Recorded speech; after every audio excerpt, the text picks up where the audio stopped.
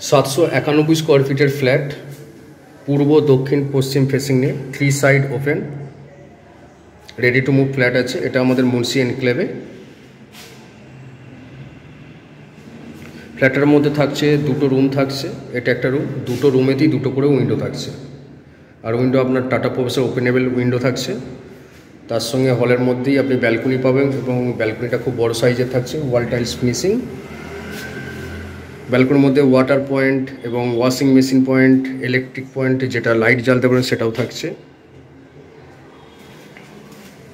Kitchen এবং toilet দুটো পুরো আলাদা সেপারেটভাবে আছে।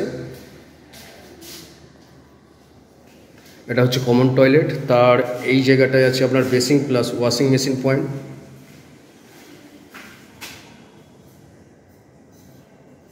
এখন আমাদের ফিটিংসের কাজ বাকি আছে।